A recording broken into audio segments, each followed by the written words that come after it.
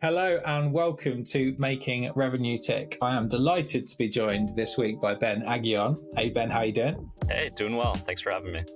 Fantastic. Well, look, Ben and I met through Pavilion, like so many of the wonderful people that I've met, and I'm sure, Ben, you feel just the same way. Yeah. I've actually been sort of like reconnecting with a lot of people in Pavilion recently, including some of the Pavilion folks and team actually recently. So Absolutely. So when we spoke, we kind of just hit it off straight away. And one of the things that I really loved about your story in your career is that you've made a pretty damn consistent track record of picking winners. So you've got in what is a very, very turbulent market with a huge amount of environmental and macro factors that affect people's success, being able to miraculously pick companies that have given you a good chance to be very successful consistently as an IC, as well as into leadership. At this very difficult stage of the market as well, which is like the earlier stage companies where there's a lot more risk. And I was like, well, there must be some magic here. It's not just, there must be some method. It's not just magic. There's a process that you've gone through. There's a way that you're thinking. There's some attitudinal stuff. There's some systems that we can try and unpick. So if we talk about finding the right home, because if you're in the wrong environment, no matter how good you are as an individual person, you are going to fail. So if it's all about finding the right home to be successful, to grow, all those wonderful things that come from being in an environment where it brings out the best in you, that you can do your best work.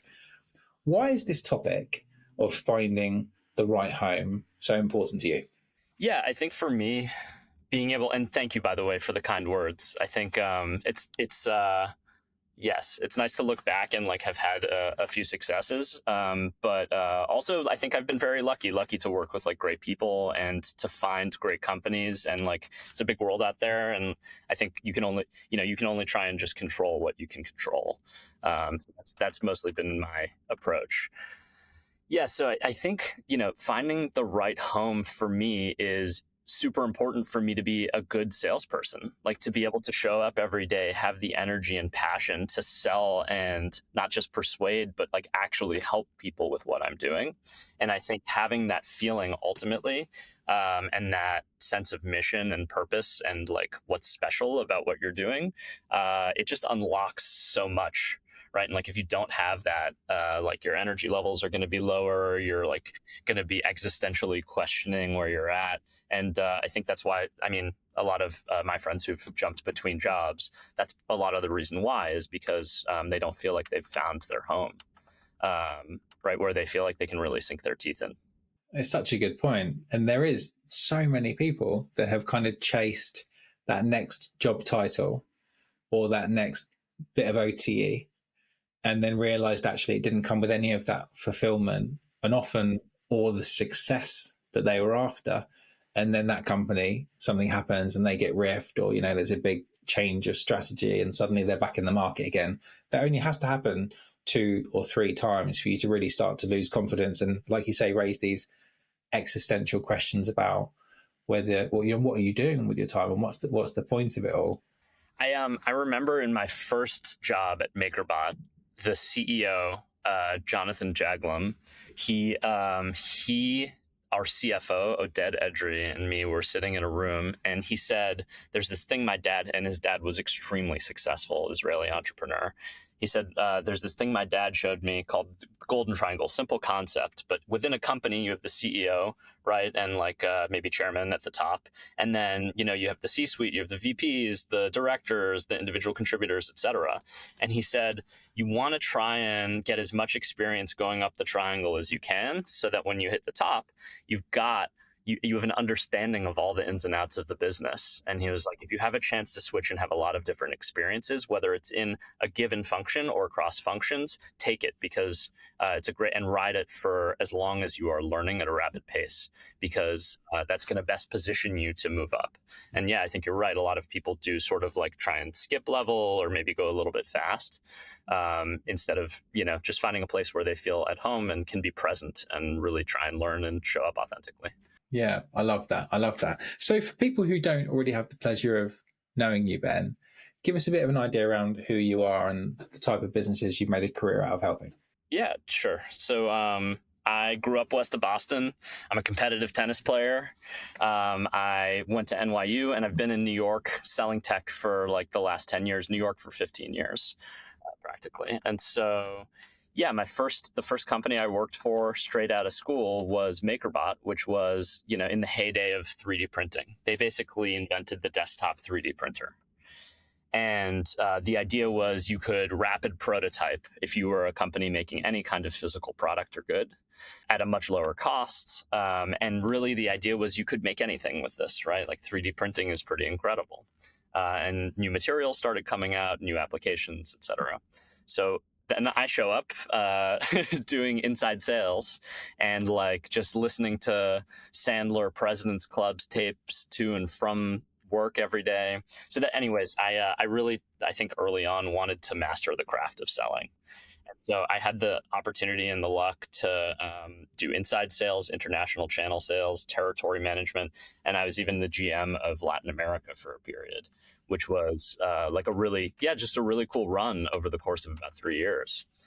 And then I decided I wanted to join an early stage startup, found a company called Neverware. I was the 12th employee, the first salesperson, and basically helped grow that into a Series B from Google, became head of sales, and eventually Google bought that company in 2020. We were making a version of Chrome OS, the operating system on Chromebooks, but that you could put onto Windows and Mac hardware and basically breathe new life into it. And so, like, whereas 3D printers were this cutting edge novel technology that was pushing the boundary of what could be made, Cloud Ready was our product, and Chrome OS were really about getting computers into more kids and people's hands that were secure, easy to manage, et cetera, and affordable. And so after Google bought the company, I spent a few years there helping to relaunch our product as Chrome OS Flex, which is now a pretty successful product at Google. And I think after a while, I missed the startup feel. And so I left earlier this year and went on a full-time search for my next home. I wanted to be really thoughtful about that. And then recently, about a month ago, landed at Attention. So yeah, it's been a fun ride. And I'm glad I stepped away from Google so that I could really focus full-time on finding that home. I feel really a lot more energized now. Yeah, I love that. There's so much talk in the market around, big corporate salespeople versus early stage salespeople, and it's almost like this whole, division. It's kind of like Rolling Stones and the Beatles. One's better than the other. And then I'm sure there's a much more youthful example that I could have used. I go to one from the '60s, maybe show a bit of my age. But in my experience, and actually my stepsister is an amazing lady called Sylvia Lupu who lives in New York, who's in the investment game. And I was talking to her about, what do investors want? Like, when they're backing a startup, what's the ideal sales leader? What's the ideal salesperson? And her conclusion was actually someone who's done both. Because if you're scrappy and you're resourceful and you've got that kind of like energy, make it happen, we just overcome challenges, we innovate, we're entrepreneurs. You need that in smaller stage businesses. But if you don't know what good looks like, and you don't know what a good process looks like, then how on earth are you going to go and scale that? How will you move into the enterprise space? So as someone who's done both of those things, what do you think are the major skills and things that you pick up that are great from startups as well as great from larger corporations? Yeah, I think my big takeaways from my time at Neverware, for example, and to some degree MakerBot, is I think there was a more accessibility for learning and honing the craft of sales. And I think also for, anyone who is in a given function, like the chance to hone that specific skill set is greater, because in a startup, you've got constrained resources and you need to take ownership over a customer experience, a product that you're building, et cetera, in a different way than you would in a more resourced environment where there are more stakeholders and considerations.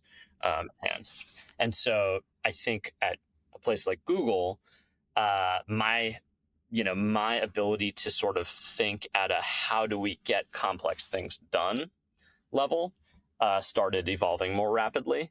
But I think to some degree that comes at the cost of losing a little bit of that, right? Losing a little bit of that touch to like your craft, like the sushi master slicing the fish every day, right? Versus like the person who's running the restaurant. I just think it's like kind of a different plane that you tend to think on, and you're collaborating with a whole other group of stakeholders within a much larger ecosystem at a place like Google. Yeah, I love that. I love that. And I suppose most people, if they're listening to this from my network, would be more in the earlier stage. It's just kind of where I've developed a real passion for speaking to founders and leaders and ICs who are drawn to kind of, that we're here to change the world. We're here to do something better. They're drawn by challenge and change, and they thrive in uncertainty and the chance to be creative and innovative and excited, which I think in larger companies, it's not that it's the case in every company, because I'm sure you won't learn some incredible things at Google, and I'm sure the people that have been at Salesforce learn some incredible things too.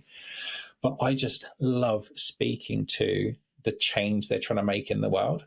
For you, as someone who's been in startup, been in big companies, now has been drawn back to startups and spent all this time looking for your next role, what is that draw that's pulling you in back into what is widely considered a much more risky part of the market? Yeah, I think a lot of people say this, right? But it may not be fully comprehensible why it's so important. But I think the impact within a smaller organization just is more exciting and meaningful in a lot of cases. If I close, a 6-figure ARR deal within my current context versus at Google, it's just like, it's not necessarily significant within Google's context. You're going to get some thumbs up. People for sure will celebrate it, but it's not like it changes the trajectory of a company or meaningfully changes. So I think that's a big piece of it, and the chance to just like work with everyone who's building the sausage, so to speak, on a day-to-day basis, and not have layers where you don't have much transparency. So I think that's the other piece, is when I was looking for, my next spot, my next home, finding a place where there was really good transparency and where I had founders and senior leadership that I felt not just done it before, but learned a lot along the way, had humility, and were transparent. It just makes like working as a team so much easier and more enjoyable. So I'm curious too. So Tick, right? That's your own startup. Tell me about what So it's no surprise that you like talking with people who are trying to do the same thing, contribute to the same thing. But what was it like building Tick? And like, yeah, how has that ultimately like compared to your previous experiences? Yeah, great question, and nice to be interviewed. So I worked in an amazing business at the start of my career, called EIMS. And I started off as a lead generation agent, which is like, what they call SDR. It sounds cooler, is it right? Is SDR. And I just absolutely loved it. Like my first campaign was Xerox. We were trying to get leads for a Xerox 7132 printer, which is like a $7,000 printer. And I was like, hold on, Xerox have got this range of things called like iGen printers, and they're worth £500,000. I'm going to try and find companies that do that. So I segmented the data, found print shops, targeted the founder of that business, and tried to qualify opportunities for iGens. And I realized that within like 3 months of working on Google, on Xerox, I generated about 4 million worth of pipeline. And I'm like, I love this. And I'm like, right, I want to be in sales. You just get the script and the phone and the list and start the thing. You were like, how can I make some real impact here? Yeah. I remember taking these like A4 page write-ups of my leads to the account manager, Scott Burden, who's a good friend of mine today and a running club with me still, and he's in Miami. And I was like, Scott, I got another one. He's like, all right. And he had to like do a phone call to the account manager to try and hand it over. So I'm like, right, I love sales. This thing's amazing. I want to be a salesperson. And actually within that, when that was happening, my manager, an amazing guy called Mark Phelps, saw within me some leadership potential, which I'd never seen myself. Never, it was obviously a dream one day to maybe run a business and be a manager, but I was drawn by sales much more. And he thought I would be a much better leader than I would be as a salesperson. So he encouraged me to go down the route of applying for a team management position. I applied for it. My email to the operations manager, called Cyril at the time, said, I expect not to get this, but I want to learn what it takes to go and be successful, so I'm ready for next time. She said that's the thing I want to get the job. Yeah, yeah, exactly. Why I said that, by the way, was because I was 23. I'd never done leadership before. I'd only been in the business for about 6 months. And all the people who were going for management roles at the same time as me were way more experienced in the business. They'd been there for 2, 3, 4, 5 years. They were the people that trained me. So I thought there's no chance I'm going to get this, but I would love to learn, right? So I went for it, spent a load of time preparing this plan around how I would lead this team and the competitions I'd create and the training development programs. I was finding these red threads, finding flow, which I didn't realize was there. Everyone else turned up on that first day for the assessment center going, what are we doing today? And I went in with a plan. So I got the job. And then I just discovered this absolute love for people and like everything from finding amazing talent, developing those people, helping them to be successful as salespeople, and then ultimately became a manager of managers. And then I loved working on like the more, how do we build this business unit? How do we create operational processes and systems and get the culture right and keep the flow of talent? All these sorts of things became really interesting to me. And then we started to do that internationally as we expanded into different geos and opened up business units in Barcelona, Auckland, and Miami, which I had a chance to work in all of those as we were building out those business units. What all of that means is I was a people-focused person, revenue leader, operations type person in a growing business. It was a family-owned sort of bootstrapped business that grew from 50 people to 450 people with a global presence. That journey was amazing. But about 7 years into that business, I became a director. And I realized that I was probably only doing what I loved to do 10, 20% of the time, which was the people stuff. I was spending all my time board reporting, forecasting, executive client management. It wasn't what I was the best at. And I reckon it showed. I did that for 4 years and then got burned out. Well, you were good enough at it for them to keep you doing it for 4 years. Yeah. I think I had a good enough team around me that we did okay for for a good while. But it just wasn't what I was truly fulfilled in. And then so I left that business through redundancy after 12 years. And I was like, I really, really want to start a business, but I just don't know what I'm going to go and do. So I reached out to a guy who I'd done some mentoring with about 8 years before, said, you are the dream person that I want to work with. I'd love to start a business with you one day. Would you be up for meeting? So we met for lunch. The next day I was in London meeting him and his team. He said, I don't have a job for you, but here's the business problem that we have. Our CEO is spending half of her time dealing with people problems. The culture's not very good. We're having to recruit constantly. Our churn's horrible. Can you help us to fix that problem? And I said, yeah, sure. Here's the process I would do to build a world-class recruitment program. Here's the onboarding program that I would build. And then here's a leadership development program to go and create the leadership you need to go and make those two things really happen successfully. So they said, go for it. And so after I'd done that in that business for a couple of years, and then COVID happened, because the goal was always to build a business with this guy, he thought, look, actually, the way that we've built these processes and the way that we're doing recruitment and scaling this business that we're working in so successfully, we could probably turn that into a product for customers. And so we created a thing called Bolt Talent within the Bolt Angel Investment Fund, which was basically, it had its own P&L, but it wasn't its own entity as a business. And I was the MD of that service.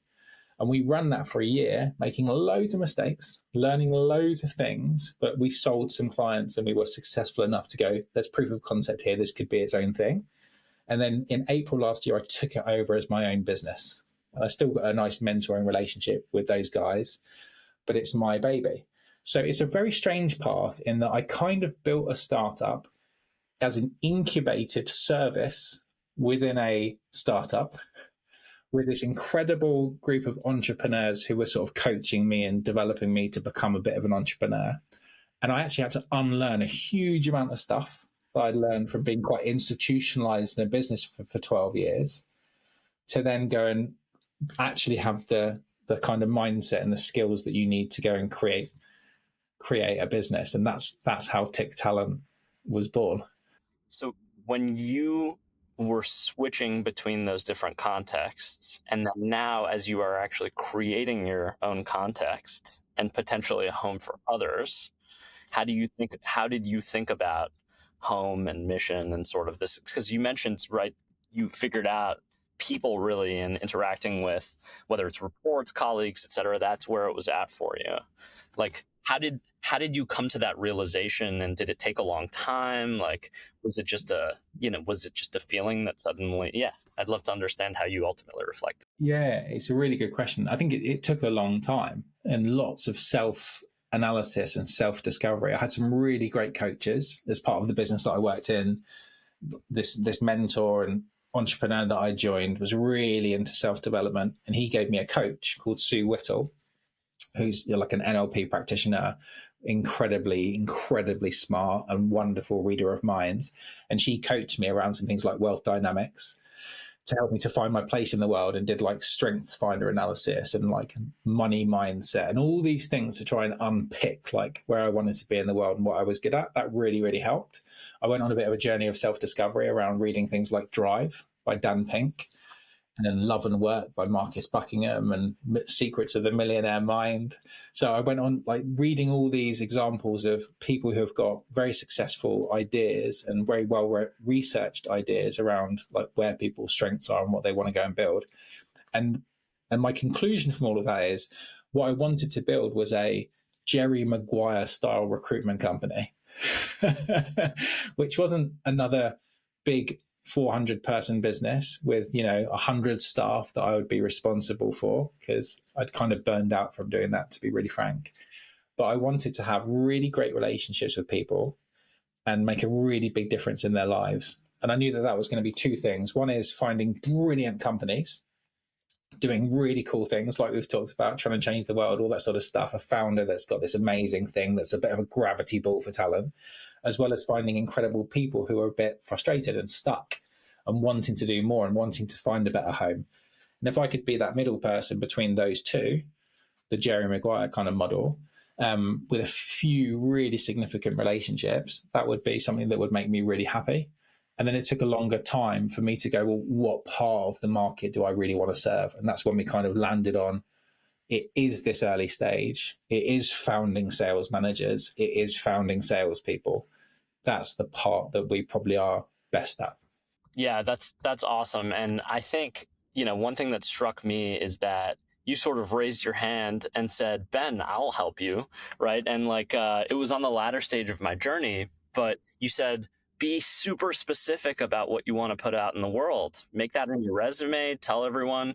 And like ultimately having a strong perspective and not just being adaptable to all the different things that are out there can make all the difference in finding the right home. And if you're genuinely committed to that endpoint, then you need to come with opinion and passion and specificity. And so for me, that is a great lesson, and something that the world's really big. So even when you're really specific about what you want, it's almost like, stuff starts to come out of the woodwork, right? And so and like you start to just meet the right people and this sort of thing. So it was awesome advice. I wish I had met you earlier ultimately, but even just like that one little tidbit ended up serving me really well. And so yeah, thank you for that. And I'd encourage people to take your advice, especially if they're getting back into the startup world, because I do think putting out the right, very very honed message is the key ultimately to finding the right people. For sure. I agree 100%. It was really interesting because you've had this amazing track record to try and go, well, what do you actually want to do? Like if you could have your pick of anything, like what does that challenge look like that you're looking for in the marketplace? And that's what founders want to hear, right? Like, they want to know that you are excited about the stage of growth that they're in. You're very, very aware of the resources that you're going to have and the expectations that need to be done. Because if you get that wrong, the worst thing in the world is to oversell an opportunity. Same with a customer, right? If you oversell the technology's capability, you're only going to cause a huge amount of problems and churn later on.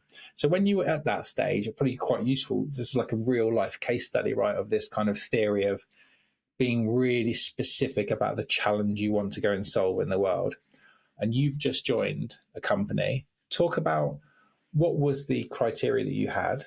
What was that set of challenges that you were looking for in the marketplace? Yeah. So I think this evolved over time as I talked with more and more people. And in reality, I think I set out with the expectation after I left Google that it might be like I should have very specific criteria and try and refine that over time. That's a worthwhile process, but also that when I found the right place, it would also be somewhat of a feeling, because that's always been the case for me in the past. And I think you need both, right? If you're trying to find like a really, really special place, you'd ideally have both. And I was trying to be pretty, scrutinous in finding the right thing. So yes, I think from a criteria standpoint, I was mostly looking at seed through Series B companies that had an initial track record of revenue, a big TAM, something interesting that I felt super aligned to. And I can touch on that piece because I think there's certain roles where like you're doing sales at a sales tech company, or you're doing RevOps at a company that, consults with RevOps team, or like, this sort of thing. I think those are like sort of power up roles, right? Where you can actually like get excellent at what you're doing and do the thing, and help people with the thing. And so like that kind of role has always excited me. And so coming from selling, for example, to like CIOs and CISOs for 8 years, the idea of working with go-to-market teams, CROs, VPs of sales, just like that's my world, and like that's what I know about, right? So yes, to get back, I guess, to the original question, I think my criteria was like that seed through Series B, initial track record of revenue, founders who were pragmatic, didn't over raise, right? And so like we can talk about that a little more, but also who were transparent and who I felt like I could be, peers with, but also who I respected a lot and I thought had skills that I don't have, right? That I can ultimately start to absorb. So I think and who had done it before as well, been successful in building from scratch and either exiting or IPOing or what have you. It's attractive, right? From both sides. Founders want people that have done it before, and you want to join a company where it's not like a first-time founder who's all going to try and make all the mistakes, right? It's just there's a bit more risk, or different mistakes at least. Yeah, for sure. Let's talk about your search. Right? I think that's really useful for people to understand. So give us an idea around, how long was your search, and just talk us through how that actually went. And what I think I'd be really interested to understand is what were the type of reasons that you were rejecting opportunities until you found attention? Yeah. So I took a month off after I left Google, just clear my head. And I think I'm extremely privileged in that I was able to really take my time in finding the right place. Even though I started feeling a bit of stress after like 3-4 months, I started going, man, am I going to find this? But yes, I took a month to spend some time with family and just sort of like center myself and be like, okay, so what is it that I like really want? What's getting me energized? And then I just started, not dissimilar to a sales role, like drumming up conversations with people who I thought were my ICP. Right. And at first I was actually talking to a lot of companies that were bigger, right? Maybe they were at, 50 million or 100 million in revenue and sort of that pre-IPO track. And then I realized like the opportunity to build and sort of the match, right? Like I think that these were pretty transparent conversations where I kind of kept consistently getting like, well, we sort of have a process, and I don't know if you'd ultimately be happy just like stepping into the process and just performing against that without too much creativity necessarily. And like, I think I can enjoy that role, but would I enjoy it and feel like it was home? Maybe not as much, right? And have I actually like gone and done that within the context of, like MakerBot, that arguably was not dissimilar, but also I had all types of different roles that weren't just like a standard enterprise sales role, and the company was building super aggressively at the time. And in the market that we're in right now, you don't see that sort of unbridled growth, unconstrained sort of growth that you did in 2014. So yeah, for me, I think I started centering around, okay, I want to go earlier where there's more of an opportunity to build, where maybe I can come in as like someone who's had a bit more experience and help to build out a new motion, but also help to just like hopefully provide some mentorship to the team, hopefully also just close a lot of business that's meaningful to the business. And so, I started centering more on earlier stage companies. And I sort of found a few different pockets, like sub industries, I guess you could call it, within technology that I felt were really interesting, and where the dynamics in the market were shifting, or seemed like there were opportunities. So sales tech was one, observability, IT observability was another that I thought was interesting. Sort of like PEO payroll and like payroll services, I thought actually was something really interesting. There's a lot of competition and novel things happening there with Rippling and Deal and these sorts of companies. And ultimately sales tech, just that double hit of being a salesperson at a company that's building software to help salespeople and sales leaders, just absolutely took the cake for me. And how did it actually come about with Attention then? Talk us through the story of becoming part of the team. So it's somewhat of a long story, but I will shorten it. Long in terms of the first touch and joining. So I actually saw when Attention raised its seed fund in 2023, more than a year before I left Google. And I thought it was super interesting what they were building. And I reached out to the CEO, and he immediately responded. We had a great conversation, and I thought, man, this is a really smart company. I don't think I was in the headspace at the time where I was like, I'm going to leave and go find the next thing. But I knew there was something in me that was like wishing for the startup. It's just like I needed to talk to and feel that. And so when I left Google, I said, hey, I should reach back out to Anis. And it just so turned out that my friend Jimmy Underhill, who used to work at MongoDB, he basically was evaluating, he was the head of sales innovation. And so basically he was evaluating Attention and a few other similar competitors. And he said, man, you should really take a look at Attention. And I went, oh, Attention. So I reached back out to Anis, and then, we basically kicked off an interview process that lasted, it must have started in June. And then it lasted a little over 2 months, from end to end. And so pretty thorough interview process. But once we got past the initial couple conversations, the rest of the process went very quickly, which I appreciated. And I just felt like the team was high caliber at a perfect stage.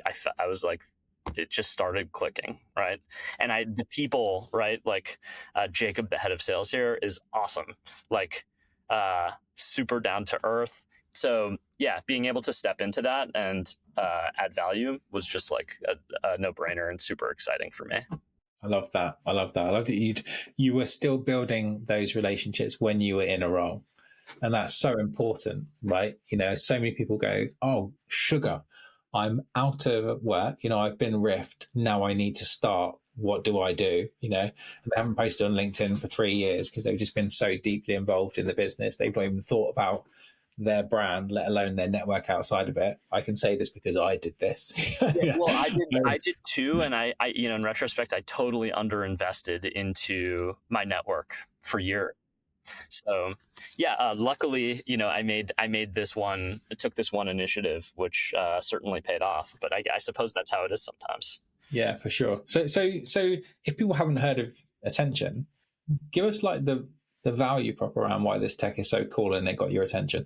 Yeah. So basically Attention is helping sales leaders and go-to-market organizations and companies as a whole leverage conversation data from their customer conversations to essentially power up their sales team, provide more granular insights into how they're performing at a rep level, at a deal level, at a team level, track that over time, and ultimately also get clean, consistent, uniform data into the CRM for whatever purpose you want to use that data for. But the idea is to take admin work off of the plate of the sales rep, ultimately get objective data into whatever systems you want, right? But typically the CRM, and then to leverage that objective data in order to coach and ultimately see how reps are performing, and then unlock further automations and workflows and so on from that. So to me, it was like super interesting opportunity to build for the sales leader and to have this sort of like viral thing that sales reps want to save time. They don't want to spend time filling out the CRM and doing admin work. That's time they can't sell. And I think when I was researching the company, I read this Salesforce report, and like, the statistics, I don't know exactly where they come from, but I think they tend to be directionally accurate. 72% of sales people's time is spent doing non-selling activities. That's horrific. Like, we need to change that. If salespeople are going to hit their quotas, which increasingly they're not hitting their quotas as individuals or as teams, something's got to give. And so, how do we save them time? But how do we also get them present with their customers, not stressed about their quota? How do we get them actually trying to help and solve problems over the long term instead of just getting a deal done? And so part of that is giving them back more time and helping them understand how they can provide a better customer experience and ultimately conduct a better sales process. It's a really interesting point. If the data is 76%, which is incredibly high, think about that as like an airline, and their planes are on the ground for 76% of the time. An airline, I don't know what the numbers are, but like how much they have to have their planes in the air to even make a profit. I wonder how much of this statistic that only 31% of sales teams are hitting quota is very heavily affected by that exact problem. And you see reps trying to self-solve, right? So I remember I've done a few interviews in the last few months since all these like recording tools like Fathom and Otter have really started to explode. And one of the reps was like, will I still be able to use my Otter? And I'm like, you mean your personal call recording when you join a new company? I'm not sure that's going to be data protected, and welcomed by the company. But I would imagine a lot of people trying to self-solve problems that actually go and cause a huge amount of problems for the company, both immediately as well as the hidden risks that you don't see until, oh shit, we've taken this data offsite. Well, and I think that's absolutely right. Like Otter, great product, right? Like being able to record your calls and get like a basic summary. But does that solve for the sales leader? And does it ultimately actually, is it honed in on a specific company's custom sales process to be able to track, that doesn't exist. And so, I think that's what's really special about Attention and the team here is they are sales and sales tech, just like deep into that. And I spent, as part of that, 4 or 5 months after I left Google, I'd spent a lot of time reading about sales tech, and I kind of think about it in 2 chunks. One is top of funnel. And so you've got Clay and Common Room and all of these people who are doing special things at the top of the funnel to help save salespeople time, make them more effective in terms of their outreach, right? And like basically, who are the people that want to receive what you are giving, right? Like, how do we find them for you and make that as much of your day as possible? But then the second piece is, once you've connected with them from your first call all the way through close and retention and everything, referrals and cross-selling, anything else that can happen, how do we make sure that the conversion to all along that is as high as possible, and ultimately providing the right customer experience, right? And like kind of quality assuring that. So I think that piece, in today's world, there's so much noise at the top of the funnel. People are increasingly disengaging with just like outreach and leveraging their networks to find, and referrals to find products and solutions to their problems. When you get that meeting, it is precious. And so how do you make sure to really make the most of every meeting? I think that's our focus. And part of why I'm so passionate and like felt like this was home. It makes sense. I mean, it's like you're using technology to have people spending more time with people. You're like creating more human to human interaction. And you know how this feels. Like when you're a salesperson, you just have a great conversation and you're like, oh, I've got to write it up now, And if the quality of that goes into the CRM is poor, then I mean, the single point of truth problem becomes a bit of a challenge. If they're like, yeah, I've just not written it up yet, but it's in commit. Well, and if you're like, behind a little bit, or you're feeling a little bit stressed, maybe there's some optimism in your notes. You start getting anecdata instead of sort of what what the company actually needs to best support you and the rest of the sales team. And so, yeah, that sort of dissonance and like all the misinformation that the company would ideally collect, that all goes to the wayside. So like there's always that tug of war between, rev ops and sales management. Like ideally we'd have 100 pieces of information from every call, 100 different fields, but like we think we can get salespeople to do 5, and in reality they'll actually do 3 if we ask for 5. So and even that is like not all the time. And so, yeah, like, okay, you can have 100 pieces, right? You don't have to start sacrificing on that. Really good point. I was just thinking, to wrap this up, Ben, what would be quite useful is there's going to be obviously a group of people who might be interested in talking to you about attention, which I think they've probably got enough reasons to do so now. But let's talk about people who are maybe in their search. So maybe they're on the bench, maybe they're thinking about making a change because they're not totally fulfilled where they are and they feel like they want to go and find a better home. What would be some of your simple steps and things that they can do to go and move closer towards finding a better home for them to be successful? Great question. I'll try and distill what my experience was. I don't think it's the gospel by any means. I think talking to a lot of people that you feel like you'd get along with ultimately, companies that you feel like you just inherently gravitate towards, is a good starting point, because those conversations, and even if that's a formal interview process, that's still helpful. But if you can tap your network, if you can talk to people and just like get a feel that is offline, and even treat that almost like a sales process, right? And like try and multi-thread and like try and meet the whole company before you talk to your hiring manager.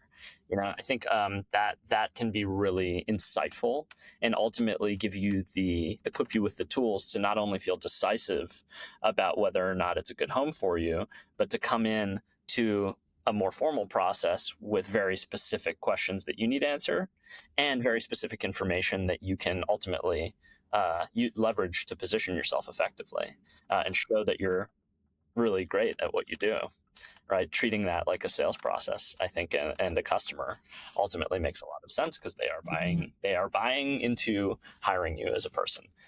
I think the other piece is like the advice that you gave me, right? Be very specific as you can about what you're putting out about yourself, what it is that you are seeking, and why that is the case, right? And that could be something that's supported by a lot of experience, or it could be something completely new, but you just know that you have a really strong reason for why that new thing is something that you want to pursue. And I think ultimately there's kind of 2 types of, hiring managers that are out there that I've experienced. One is the one that wants to support you in growing and is willing to invest into you, even if you may not have, the 10 years of experience in the industry and specific customer that they have, because they see that you have a lot of upside and that the ramp period is going to be worth its weight in gold, right? And they're giving you that chance. I think the other one, may be more conservative, and that's okay, right? A lot of the time, they are looking for someone who, kind of like has de-risked and can immediately jump in and be effective. And I think a lot of the time that may limit their options in terms of the upside. So you can hear I have a bit of an opinion about this, but also understanding who you're dealing with and which of those 2, I think, can be very helpful. And if they don't align with sort of where you're at, identifying and speaking to that gap as early on as possible, I found that to be very effective in figuring out some non-fits. Yeah, I love it. Really great advice. I think thinking of it as a sales process, to starting with an ICP and then going and doing your discovery, building relationships, multi-threading, interviewing them, controlling the sales process, showing a bit of leadership through the process. That's attractive, right? For the right business. Some people would go, no. You need to follow our buying process here. And that's maybe not the right place to go to, You're going to end up with salespeople who are, in the challenger sales sort of method of thinking, relationship builders, service oriented, etc. But if you want the challenger, they're going to come with a very strong perspective about your business, the role, the process that you should go through. And so, like, if you're a company that's looking for the top salespeople, you may want to be a little bit adaptable in your process, or maybe even let the salesperson drive it. I love that. I think maybe that's like the headline and the major clip that we're going to use from this pod. Well, look, Ben, I really appreciate your time. Every time that I speak to you, I just get a bunch of energy. You're definitely a red thread for me. So thank you very much. I'm sure we should do another one on a different topic very soon. But I think we've given our listeners more than enough value for one day. So thank you so much for joining. Thank you. I really appreciate it. Feel very lucky to have met you. Thanks for all the advice and for having me on. Amazing. Well, everyone else, we'll see you on the next episode. Ben, thank you so much, and we'll see you soon. Thanks. Cheers. Bye-bye.